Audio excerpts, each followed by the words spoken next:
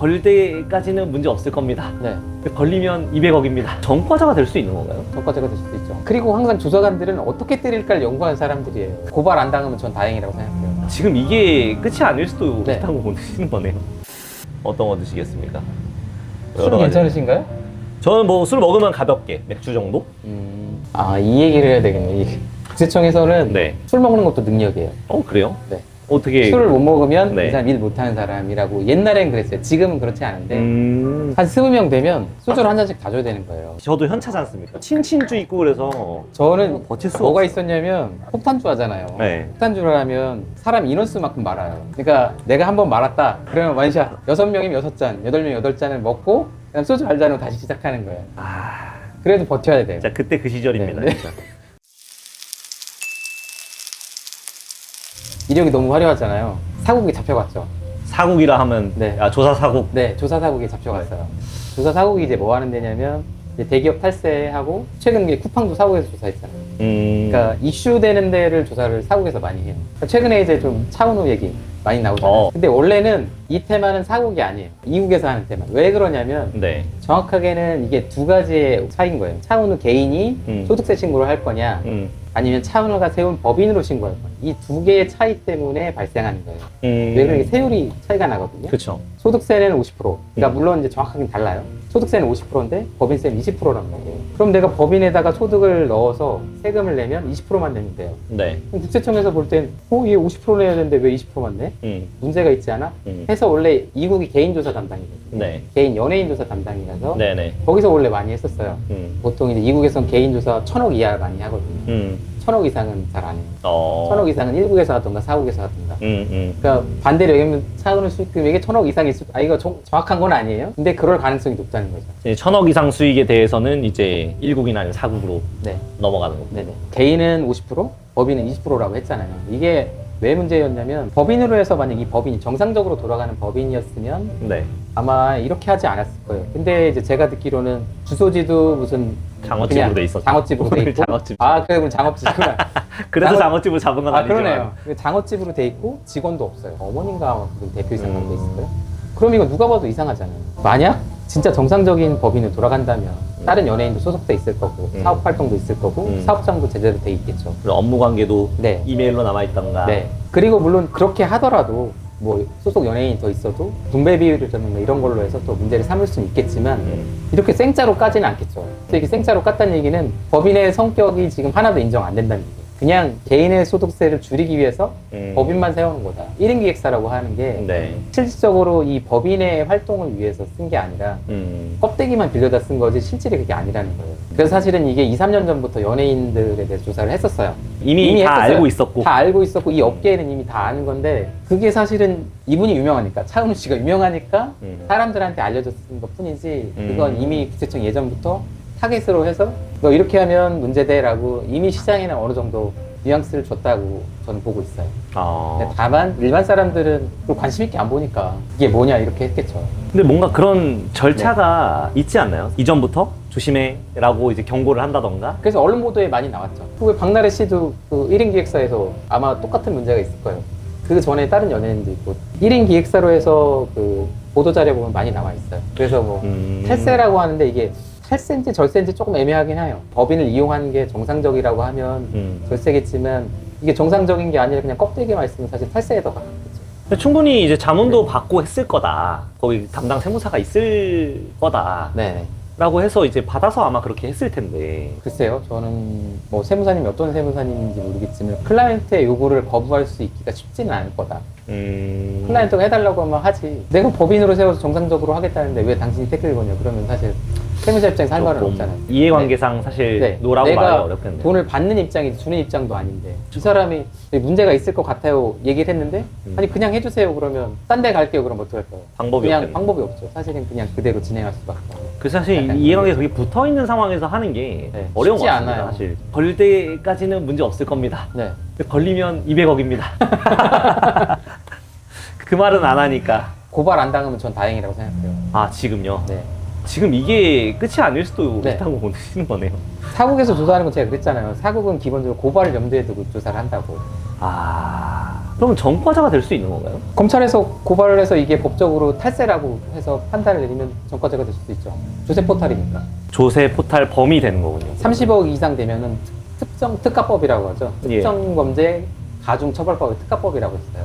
30억 이상 포탈하면 고발이 더 세져요. 그럼 이미 넘었죠. 넘었는데. 네. 그러니까 사국에서 할 수도 있는 거예요. 다른 사람들은 그 정도까지는 안 갔으니까 네. 고발까지는 안 갔지만 사국에 넘긴 거는 고발도 염두에 두고 하지 않았을까라는 생각도 좀 있어요. 그러니까 저희가 이제 그건 있어요. 내부 데이터베이스를 쌓아요. 굉장히 사실 지금 얘기를 들어서는 전쟁처럼 네.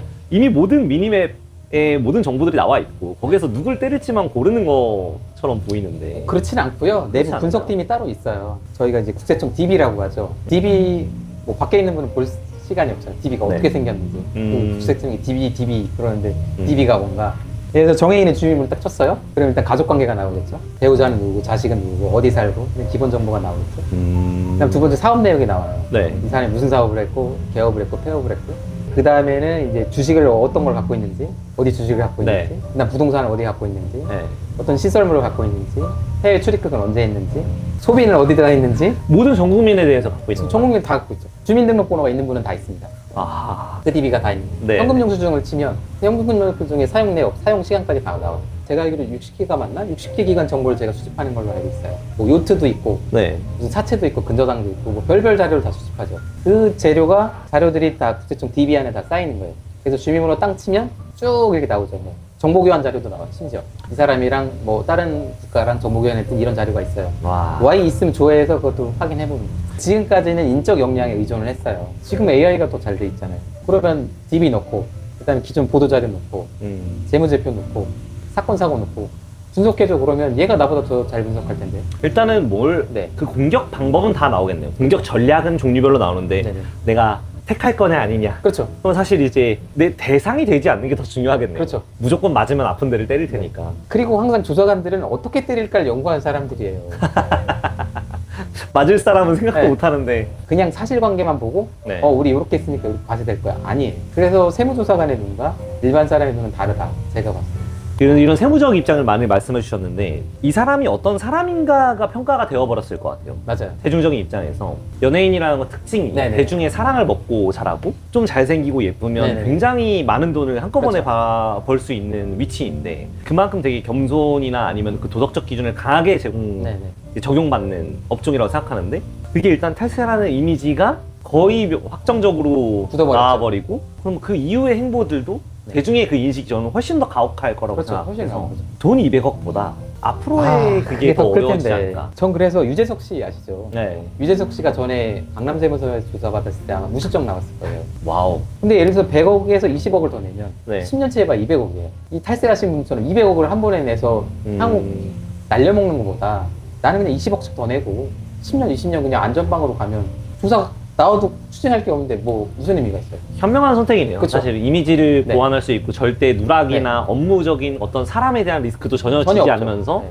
세금을 좀 더 내고 네, 네. 사실 이미지에 대한 보험 형태도 될 수 있는. 어떻게 보면 항상 리스크를 어떻게 줄일까를 더 고민하지 않았을까 싶어요. 제가 봤을 때는 이제 그거죠. 이제 법무법인을 쓸 수밖에 없어요. 사실 사국에서 조사하면 이제 범칙을 고발을 전제로 할 수밖에 없기 때문에 이제 그거를 했을 때 사기 기타 부정한 행위에 이제 뭐 열거돼 있는 그 행위 중에 우리는 해당하지 않는다라고 해서 세금을 내되 일반 과소로 해달라라고 하겠죠.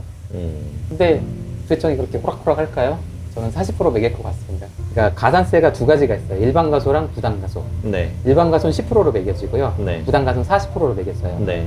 이렇게 고의성으로 해서 포탈을 한 경우 고발을 하면 보통 40%로 과세를 해요. 그러니까 사국에서 했던 얘기는 아까 고발할 거라는 거잖아요. 그쵸. 어느 정도 염두에 뒀다면 가산세는 40%라는 거죠. 네. 그래서 40%라는 얘기가 나오는 거예요. 아, 이걸 네. 잠깐을 아끼려다가 저는 대응 방식이 틀렸다고 봐요. 제가 차은우였으면, 물론 제가 차은우 외모도 아니지만, 이름은 정해인이시니까. 네, 이름은 정해이지만, 제가 차은우였다면 잘못한 걸 인정하는 게 더 빨라요. 내가 세무는 잘 모른다. 세금을 줄이는 게 이 방식인 줄 알았다. 공식적으로 사과를 하고, 아니, 모른다는데 뭐라고 할 거예요. 법적 처벌이 있다면 나 달게 받겠다. 하고 그냥 깨끗하게 가는 게 맞죠. 정면 잘- 돌파. 그게 맞는 거지. 지금 이렇게 해보면 어떻게 사람들이 인식할 거냐면, 얘는 탈세해놓고 법무법인 쓰는 거야? 그럼 지가 탈세 안 했다고 하는 거? 사람들은 100% 그렇게 생각할 거예요. 그러면 자기 이미지 까먹는 거예요. 너무나 좋은 이미지였기 때문에 네. 사실 너무 잘생기고 그쵸. 선한 이미지였기 때문에 더 어려울 것 같습니다.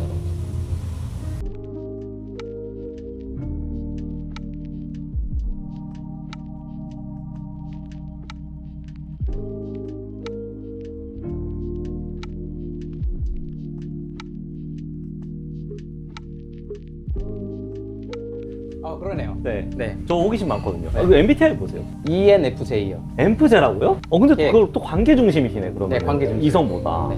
근데 이성을 계속 그래서 그림을 그리시는구나. 전 이걸 안 그래요. 하면 저는 죽어요. 제가 봤을 때. 그러니까. 이게 네. 어떻게 보면 저한테 탈출구예요. 그림이 저한테는 아. 일기이면서 네. 저한테는 이제 새로운 방향, 항상 저의 부족한 부분을 채워주는, 그러니까 감수성이 있는데 세법의 감수성을 쓸 수는 없거든요. 세법의 감수성을 쓰면 미친놈인 거예요. 근데 제가 이제 힘들었던 건 뭐냐면, 뭐 어떤 제조업체였는데 밑에 딸린 식구들이 아무리 못해도 10명, 20명 있을 거 아니에요. 그렇죠. 그러면 4명씩만 잡아도 80명, 100명의 식구가 이 안에 있는 거예요. 근데 내가 이 부가가치세가 잘못됐다는 거, 사실 말씀하신 대로 이익이 아무것도 없어요. 매출 늘려서 대출 받으려고 하는 거예요. 세법상은 그렇게 하면 안 돼요. 고발해야 되는 거고.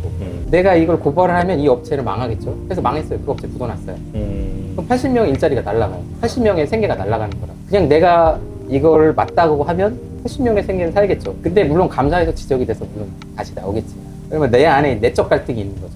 이제 법적을 따라야 되는 거냐, 그 사람의 목숨을 살려야 되는 거냐, 이런 내적 갈등이 있으면 나는 법을 따라야 되는 사람인 거예요. 나는 칼을 써야 되는 사람인 거예요. 죽을 줄 알지만 칼을 써야 되는 거죠.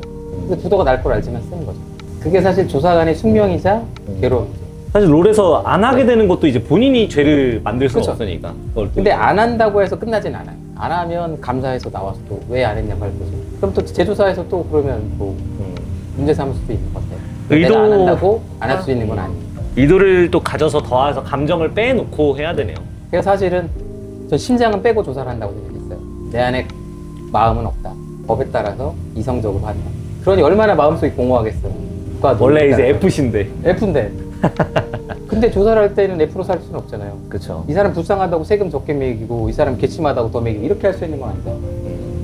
그래서 그때는 감정을 내려놓고 법에 따라서. 근데 제 본인의 내 마음 속에서는 허하죠. 굉장히 허하죠. 내 마음은 본래 마음 이게 아닌데. 그래서 사실 나와서 가치 발생에 집중을 하시고 계시는 그렇죠. 부분도 있으신 거잖아요. 거기에서 거의 가장 우수한 직원으로 계시면서 표창도 많이 받고 네. 하신 걸로 알고 있는데. 네. 그러니까 거기서는 방향이 반대 방향이잖아요. 근데 여기서는 방향이 같은 방향이잖아요. 그러니까 훨씬 마음이 좀 편해요. 여기서는 그래도 같은 방향이니까.